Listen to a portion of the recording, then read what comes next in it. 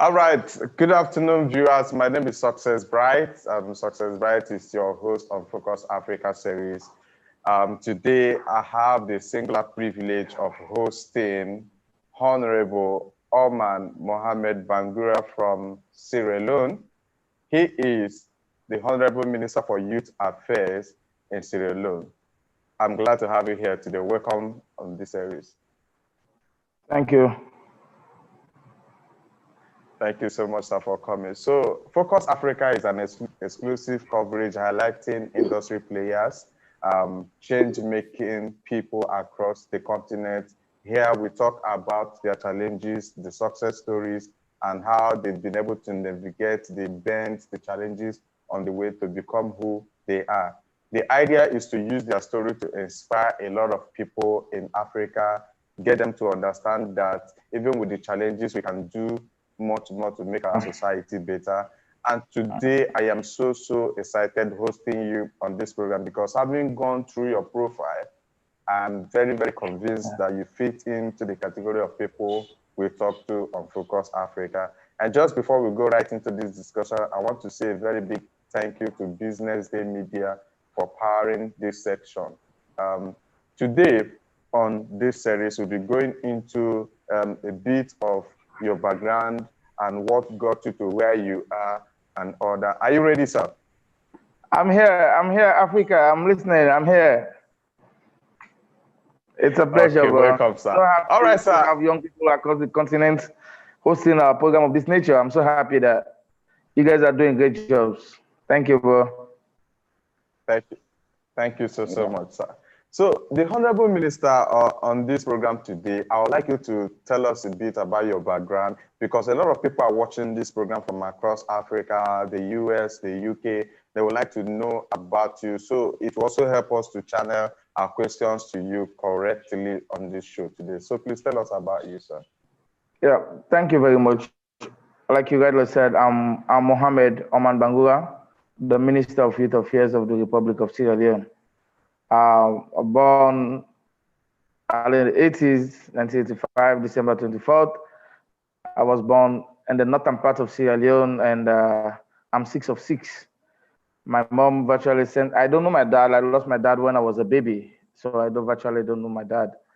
And one person that, like you rightly said, I've seen the extreme left, and perhaps now I'm at the right-hand side of things. But one thing I believe, it's not me alone, it's about faith and hard work. Born in the north, my mom decided to choose a career for me to go to the south and do tailoring. Tailoring is one profession that most times young people that couldn't make it to school, I mean, you can go there to learn trade. I was sent in the south, Bo district, the regional capital city in the south, and there I attended my junior secondary school. I started my um, basic education and later went for the senior secondary school. I started my high school exam there. But like you rightly said, in the area that I was sent to do tailoring, I went there and I was there when I decided to go back to school. I school myself, like I virtually went to, I'm a self-made, so to speak. I started to my worst, and the only thing that brought me to the capital city is when I got my high school certificate that I need to come to the city to get my first degree. And there I did my undergrad. I studied accounting and finance, and I graduated with a BSc honors in accounting and finance. And what pushed me to study accounting and finance when I was in secondary school, I do admire people in banks. You see them with codes. I'm playing with money. I said, oh, these are the guys that do have money. So that's the dream that I want to push. I want to be a banker. And fortunately, I studied accounting and finance. My first job happens to be Standard Chartered Bank. I started from the bottom, internship, contracts, then I later gained permanent job at Standard Chartered Bank. After which I got another opportunity that moves me to the extractive industry. That is London Mining PLC. London Mining PLC happens to be a mining company that is mining iron ore, one of the biggest in Sierra Leone at the time. And worked there for a couple of years, 4 years, and I resigned. I took another office total global scale. And after which Ebola struck. I happens to be the manager for Strive Ebola vaccine, a trial vaccine. Mm. And my last job before becoming a minister happens to be a chief accountant for eHealth Africa, sitting in Sierra Leone, managing books in Germany, Liberia, and Guinea.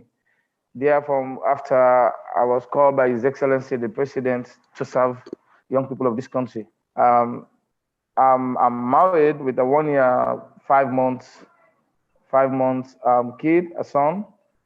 So this is Mohammed Oman Bangura. That's it for the right. Yeah. This is an interesting profile, I must say. When I was studying your profile, going through it, I was really blown away by what you've been able to achieve. You said it's self-made, you're a self-made person.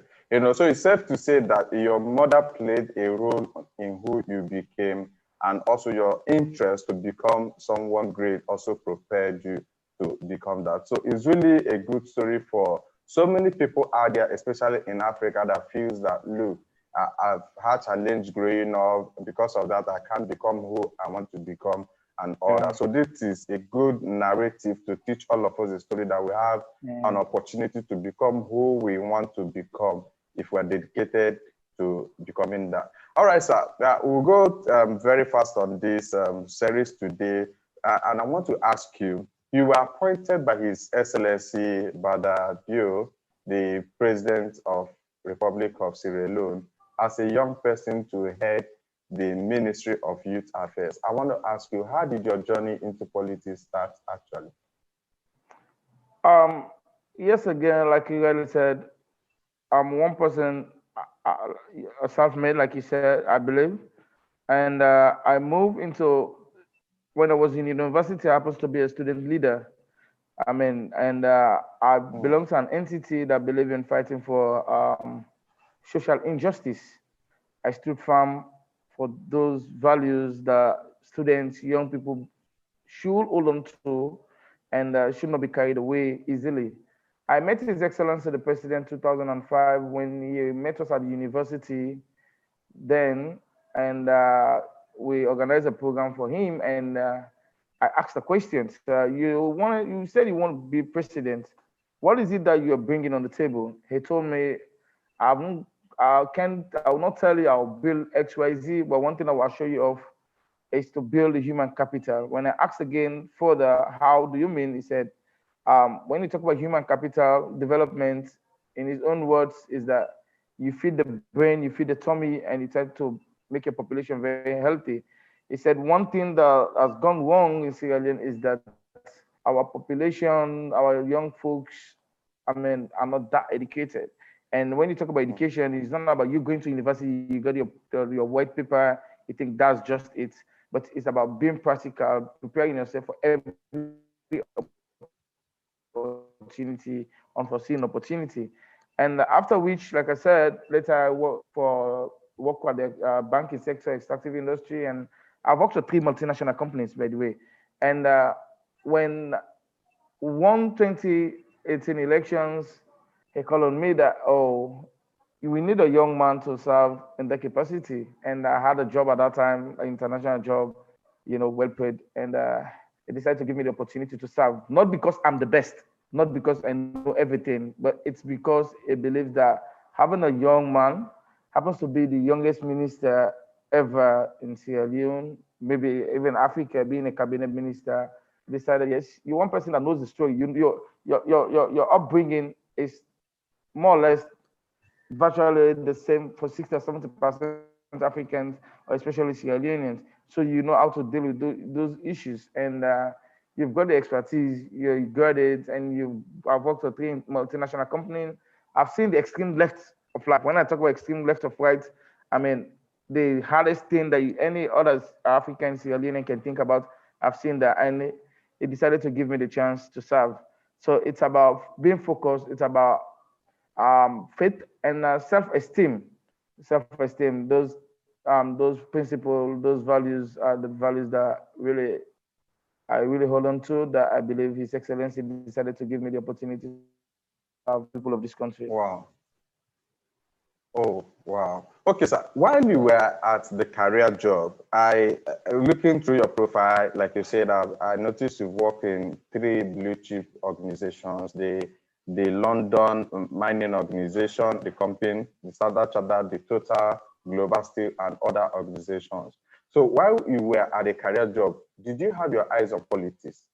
And what Yeah. values did you bring from working in the career place into politics?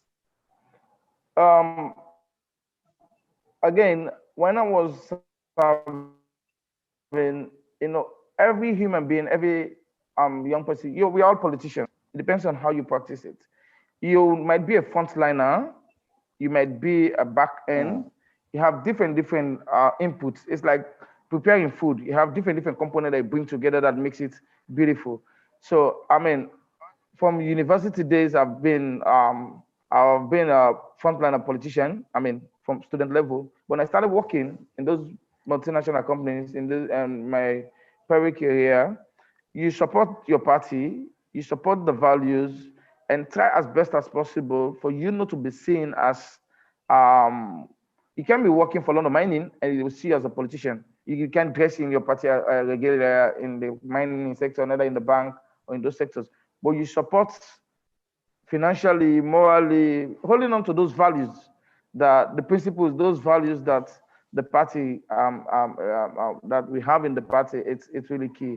And what did I bring from the private sector to the political sector? I mean, it's about principles, it's about best practice, it's about what are the things that you think we're supposed to do as young people that would trust government in, government out, and other governments across the continent to build the trust in young people.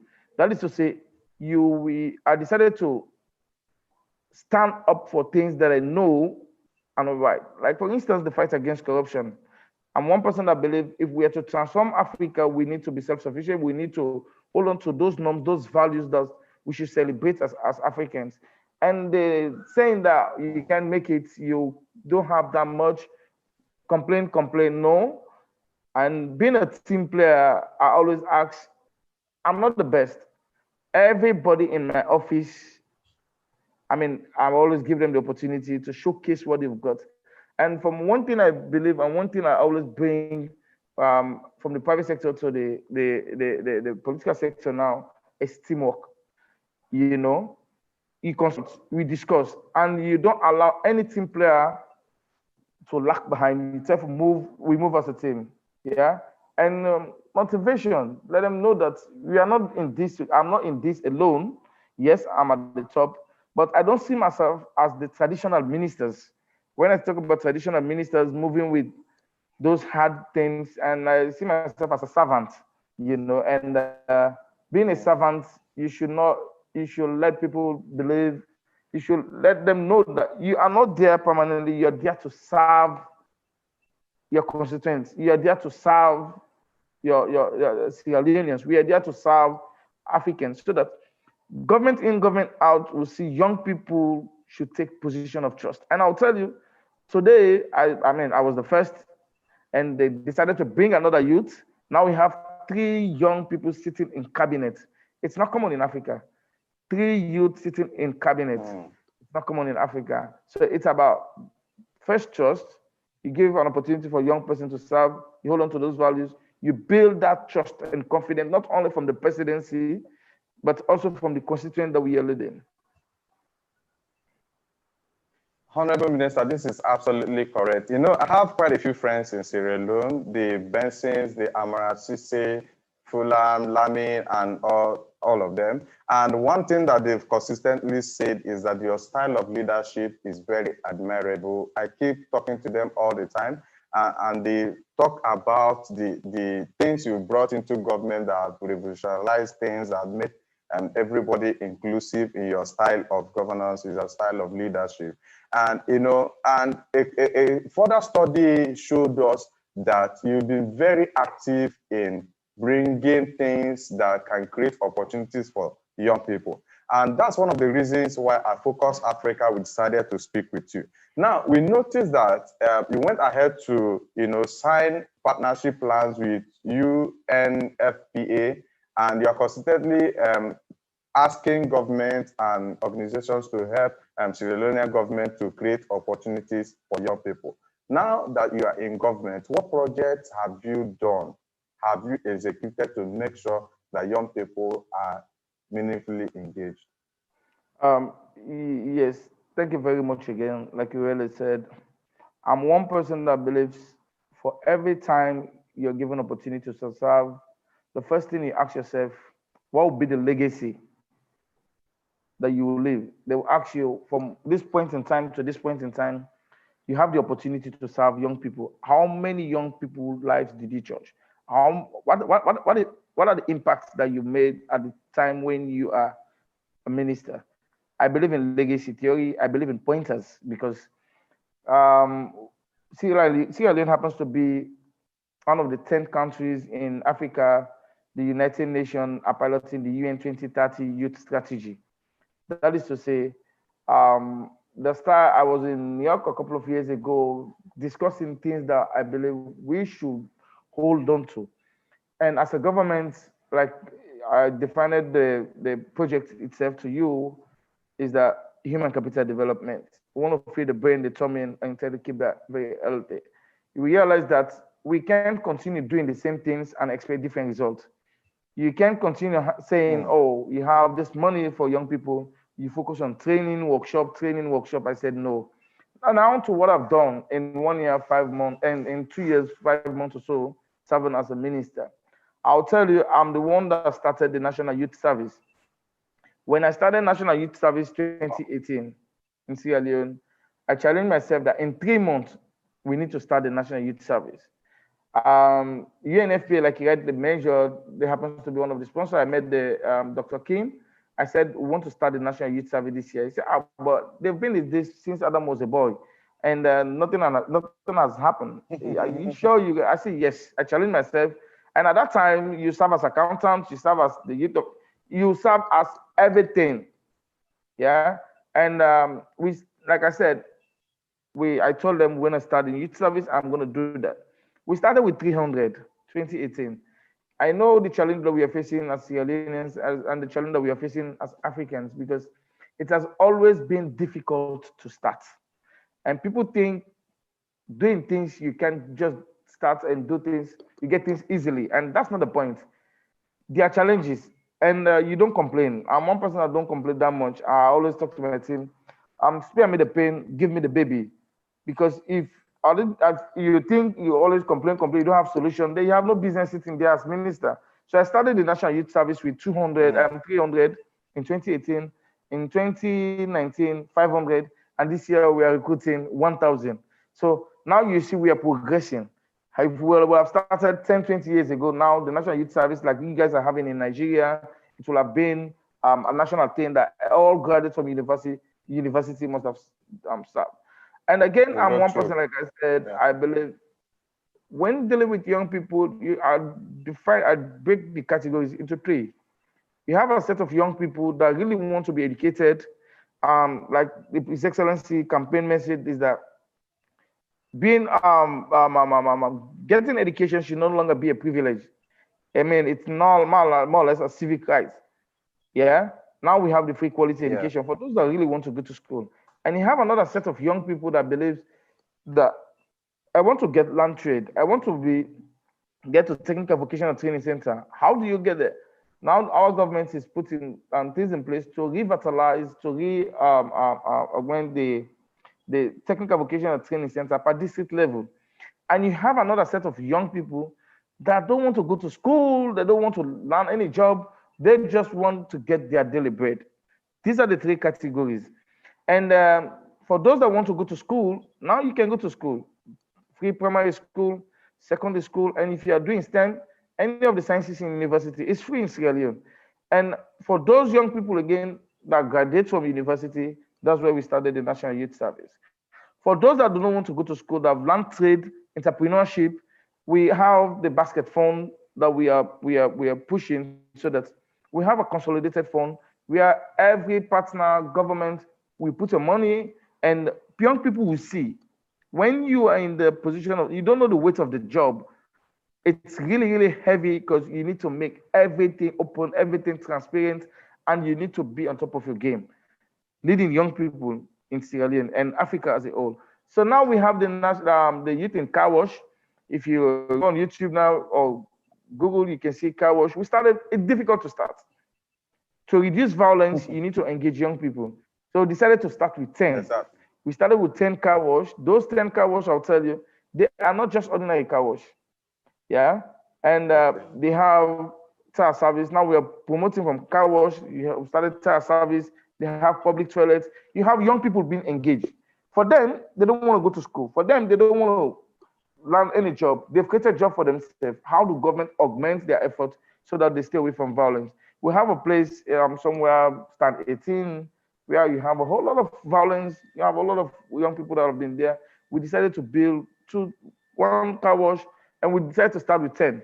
Now we are cascading it up country with another 27. The 10 we did in Freetown, yes, we started. That one is about 540 young people, direct beneficiaries. Now you instill prices, you instill value into them. They are more important now in their society. And they use, even those car wash, most times they sleep in those car wash because they are homeless. Yeah. And you have the other projects. Hmm. The 27 car wash now is catering for about 1,800 young people. That's reduced violence. When young people are engaged, you don't just call them for any Jack and J. Their life will not be used. They will not allow people to use them for the wrong reasons. And we have another project that has to do with the youth in fishery. Sierra Leone is surrounded um, um, with the sea, and those young people that really want to do fishing, we're far gone with the construction of 70 boats, 70 everything, equipment, machine, everything. We're giving them so that they pay back, others will get. And even those car wash, they're paying small money to maintain those car wash because it's not about doing that, it's how we sustain those ones. And we have agriculture. For agriculture, again, it's one project that we believe it has all what it takes to reduce migration. Yeah, that is to say, when young people move from the rural areas to the urban area, most times when we come to the city, you face the reality of life. And most times these are things that are not favorable to us coming from the provinces. So what do we need to do to stop them from coming to the provinces, the rural areas to the urban areas? You create opportunity for them. We make agriculture very, very fancy a bit, move from the traditional ways of doing agriculture, now trying to move to modern ways of doing it. We've secured 210, 210 tractors, combined harvesters. We missed the planting season this year. And hopefully we are dividing that into the 191 chiefdom. Every chiefdom youth leader, every chiefdom has got one tractor, combined harvesters. We see how we can make agriculture attractive from that end so that we'll try to feed Sierra Leone.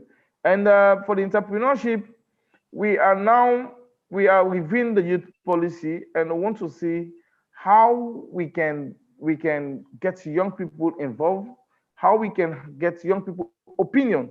Because for one thing I challenge myself, when you're reviewing a policy, it should not be a boardroom decision. Hmm. A policy should not be a management decision.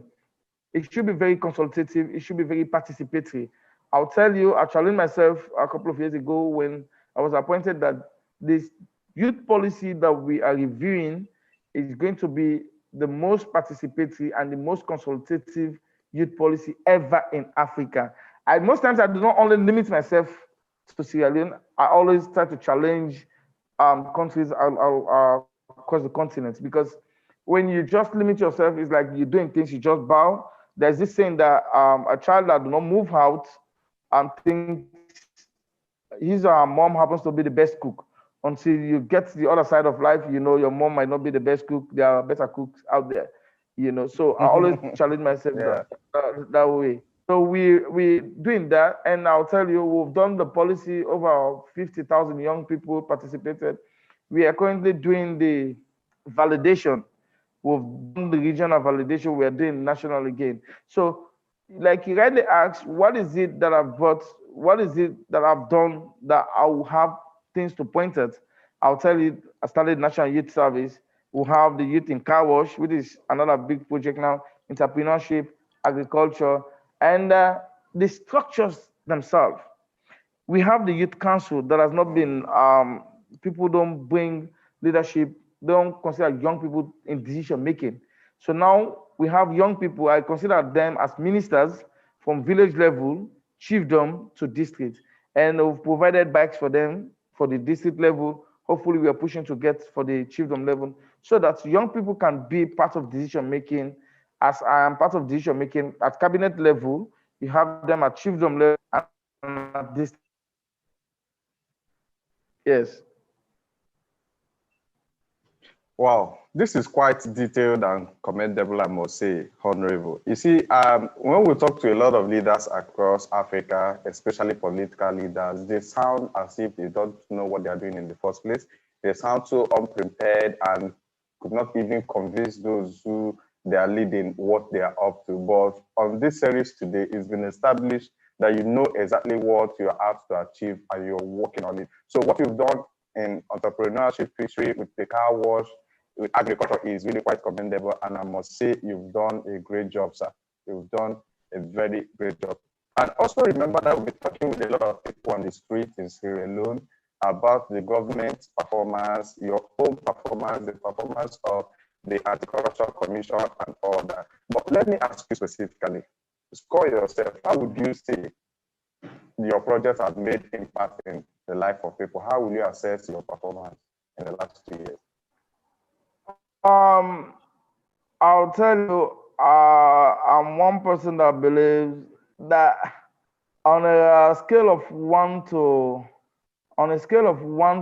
10, I always tell people it does not matter the amount of money that you have. It's about the impact and transparency, accountability that you are bringing.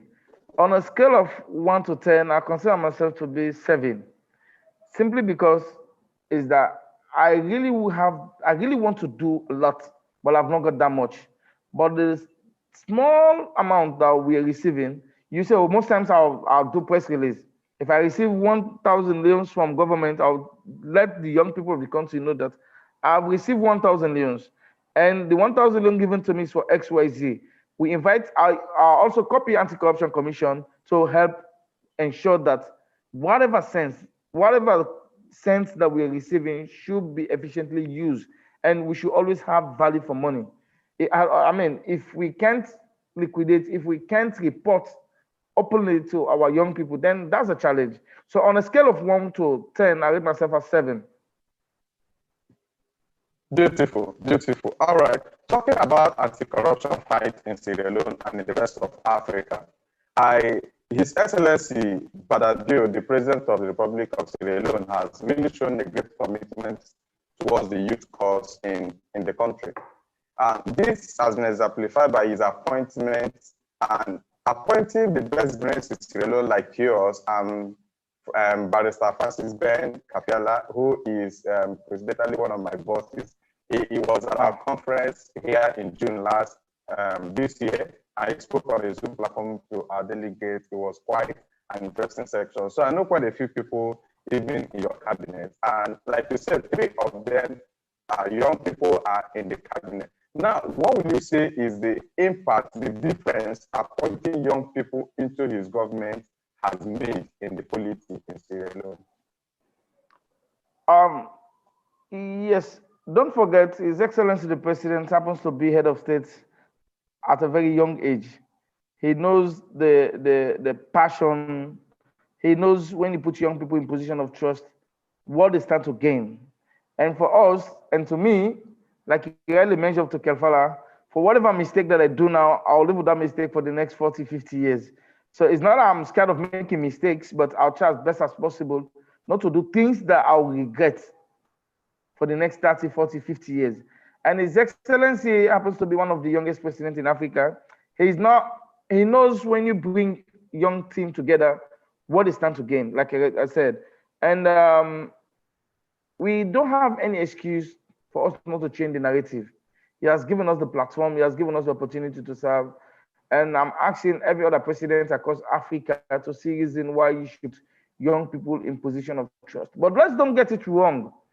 Putting young people in position of trust, giving you the opportunity to serve as a young man, You should not see yourself as challenging the other generation that I can do it better, I can do it. No, what we are asking for, give us the opportunity to serve. Give us the chance to serve, and you will definitely see what we are capable of doing. You always you have that curiosity mind. You always want to challenge yourself. It's not like when you bring an old man in position of trust, it's like, oh, to me, it's a job. It's like the previous job that I have. You go to work at 9. Sometimes you work 11, 12. Remember, 2 a.m., 3 a.m. You have to just do that. It's because young people, I'm very confident in Africa that when you put young people in position of trust, and as we are doing now, you see, one of the flagship program, one of the things that we are celebrating today as a government is the fight against corruption. And you see, there's a young man doing that on that side. You have a new minister of mines to be a young man too, and he has its own innovative. Just a couple of 1 month ago, he was appointed. You have the minister of education, basic education again, another young man. So you see, we always see ourselves that let's make the change, let's make the impact we're supposed to make. And His Excellency the President knows what it takes to empower young people. All right, so let's go to YouTube and take some questions, YouTube, Facebook, and on WhatsApp and take some questions. So Sazo Otuas from Nigeria is asking you, how are African leaders tackling corruption? We're not just talking about the anti-corruption commissioner in Sierra Leone or in Nigeria or in Egypt or elsewhere. All the leaders, how are you guys tackling corruption in the continent?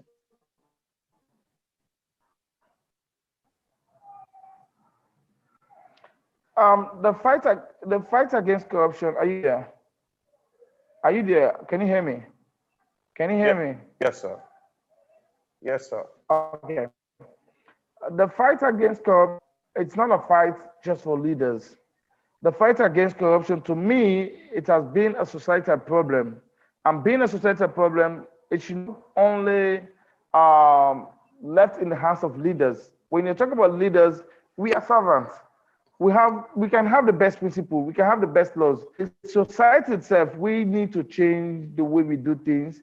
We need to accept that. We need to accept change.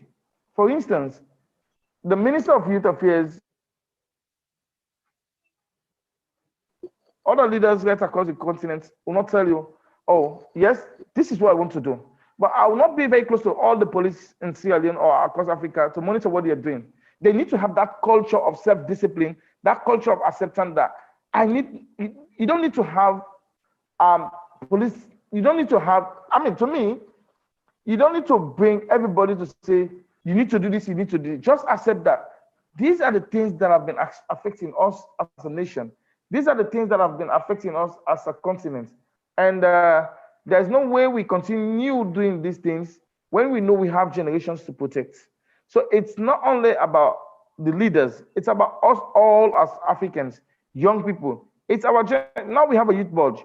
If every young Sierra Leonean, if all young Africans wake up in the morning and just tweet, stop corruption, you know the impact that will make.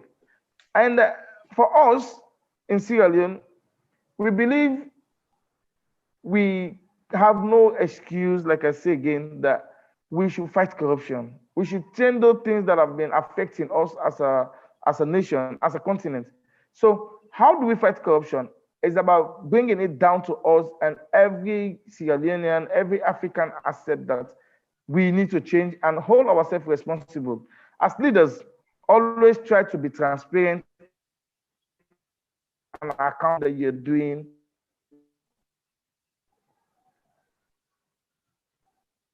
All right, sir. Okay, so Andre Dube from Zimbabwe is asking you, the unemployment rate in Sierra Leone is quite high.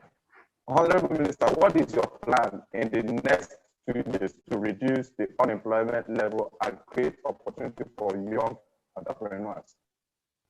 Yeah, you talk about unemployment. The Ministry of Youth Affairs is just one sector that is dealing with that is putting policies together that should reduce unemployment. But again, like I said, I've worked for the private sector. When you run the payroll for the two big mining companies that we have, yeah, that those two payrolls are bigger than the figures, they are higher than that of the government's payroll. So what do we need to do as Africans is to encourage investment, public, public partnership. That is to say, we all need to build a trust. When the private sector invests, when you have private sector investing right across the country, you reduce unemployment. Yeah, and for the policies, the things that we are doing, how many young people you really think as a ministry will create job for? 1,000, 3,000, 4,000? That was not enough.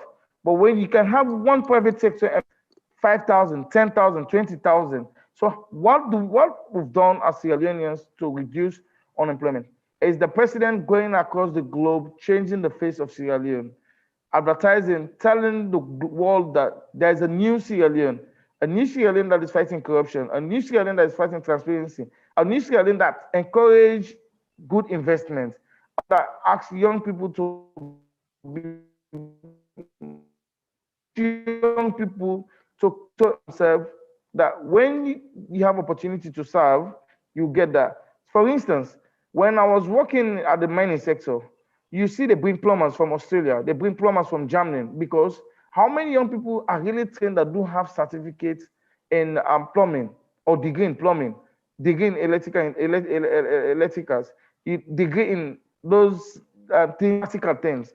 But when you create all those platforms, definitely we create the necessary steps to reduce unemployment. So again, to the question, what we are doing to reduce unemployment is to rebrand the country and bring more good investments, more private sector investment for them to create jobs, and we get the policy, create the platform, easy way of doing business so that the private sector will come and reduce unemployment. All right, sir. Larry came from Sierra Leone says, I really love the great and good work you are doing, the Honorable Minister. That's Larry came from Sierra Leone. And we also have Alicious from Sierra Leone saying, you're doing a great job, my Honorable Minister. Then Omar from Nigeria is asking, at a time when the Nigerian government is having a debate on whether to scrap the National Youth Service Commission, and you are starting one in Sierra Leone. Tell us what you want to achieve with having graduates come out from school and serve in the National Youth Service Commission. You have the Nigerian model, yeah? The Nigerian model, you have the Ghanaian model, you have the Kenyan model of National Youth Service. For the Nigerian model, when you look at the Nigerian model, it's basically trying to push, bring the gap between the two regions. It's more of regional thing, trying to bring nationalism, patriotism. Yeah, you can do a National Youth Service to reduce unemployment. For instance, you have the Kenyan model that creates jobs. You can do the National Service, but they have what they call apprenticeship in the National Youth Service. That is to say, for instance, if we want to, our government, 90%, 99% of the vehicles that we are using are from Toyota.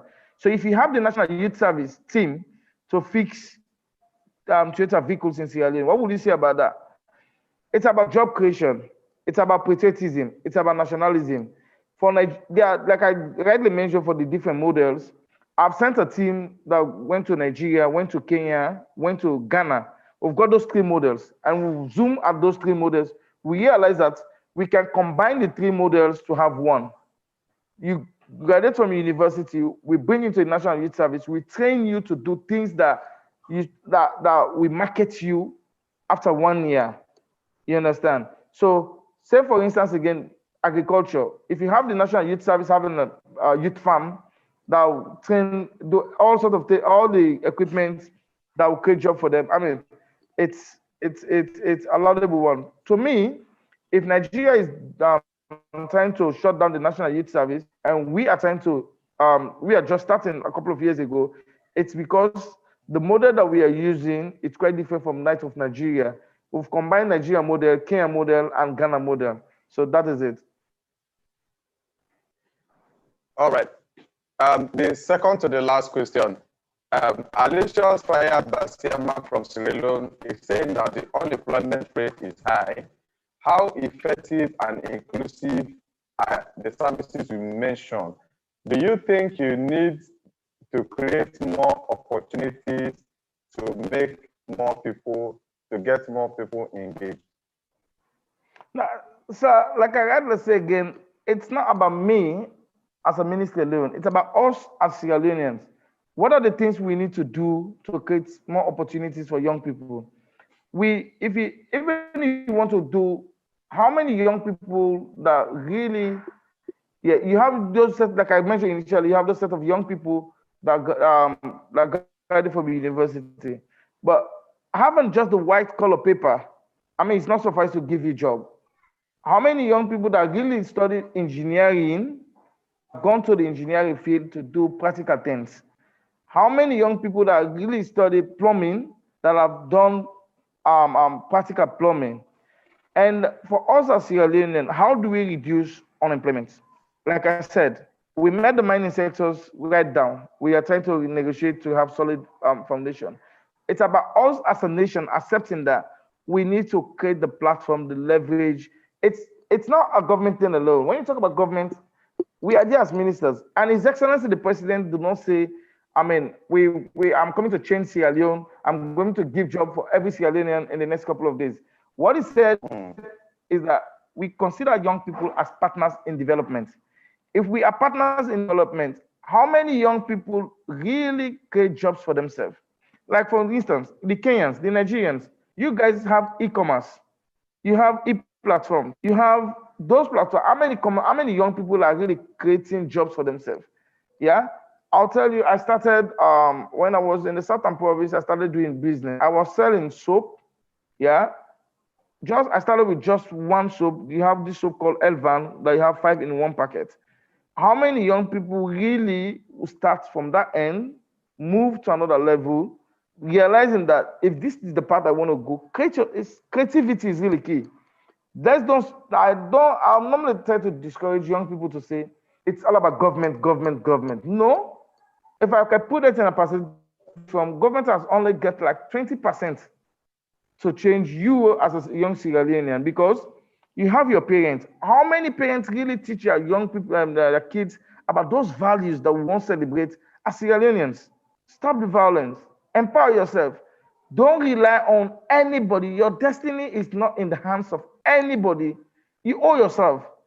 We can win free education. If you want to go to school, fine. We can create those opportunities. But if you don't believe in yourself, self-esteem that if I want to walk through the seas, you started working on it, you plan it, you get there. So it's about you sitting down, thinking about what do you need to do and what are the roles. It's a shared responsibility. We want to create equality in income, but it's not gonna be automatic. How many young leaders will hold their leaders into account when they go wrong? How many leaders will really accept that, no, what I'm doing today, I've done this, but I'm sorry, that's a mistake. You know, like I said, society has gone wrong for far too long. And if we are to fix society, the buck should not only stop on us alone. We should all come on board to change the narrative. And changing that, we create the platform for ourselves. Absolutely right. You know, one of the biggest challenges we have in Africa is dependency syndrome on government, dependency syndrome on our uncles, dependency syndrome on everyone else. You know, most times we don't take we don't take charge of our life. We have to depend on someone else. We have to wait for our uncle to do this for us to step us up and all that. So it's been a big challenge, and that has to change. So before this discussion, we had a poll. We spoke to a lot of people in Sierra Leone that are directly under your leadership and all that. So you have a serious approval rating, and that shows that what you're doing in Sierra Leone is a very good work. I would like to have you on this show some other time very soon, because I have many questions from people to ask you, bordering on what you think can be done to make Africa better. But before I leave you to go, I want to ask you one of the last questions I have for you personally on this show. So I'm going to ask you, sir, when finally, what future plans do you have, say in the next 2 years, in the next 3 years, and if you should retire from office, what will you be doing to make Africa great? Sorry, can I don't get you. Can you come again? I'm sorry. Can you ask the Okay, question I'm again, saying please? that what future, yes, I'm saying what future plans do you have, say in the next 2, 3 years, and when you retire from politics, if you want to retire, what will you be doing to make impact in Africa? Man, I want to be a farmer. I want to be a farmer. To me, to me, um, it's not about the experience again because I've seen it. Like I already said, I paid my school fee, started from one to university. You know, nobody. I always challenge young Sierra Leoneans. Nobody. I don't know my dad. My mom. I mean, even if A is bigger than Freetown, she doesn't know what is A, neither B. Yeah. So if I can survive all of that, why every Sierra Leone or African do not think if whatever you believe in, work towards that, you will survive. And you don't know how heavy the work, how heavy this portfolio is. It's a portfolio that is really heavy, and it's something of that nature. It's not. You don't want to carry it for that long. You don't want to carry it for that long because I'm not moving beyond this in politics. I've reached my peak. In life, you need to know what you want. I've reached my peak. From this point, I'll go down to the private sector and do my business. Hold on, sir. Hold on. This is profound. Like we're in Africa where leaders don't want to leave, where leaders want to hold on to power for as long time as they're breathing. What inspired you to take to decide this? It's about the leadership. Remember, His Excellency the President happens to be head of state. He promised Sierra Leoneans that I'll take you to democracy. He stood by his words. He handed over. And to him, he's just here to serve. And I'm here as an auxiliary to him to change the nation. But why should I think I want to move for the longest possible time? You think I'm getting gray hair at a very young age because I've got so much that I want to do, but I've not got that much. Why do I want to carry this heavy portfolio for forever? You need to bring other people to come serve. I'll tell you, when we were in university, year one, year two, we had this thing that, oh, we have people that we do admire. And we think when these people leave university, nobody else will do better things than them.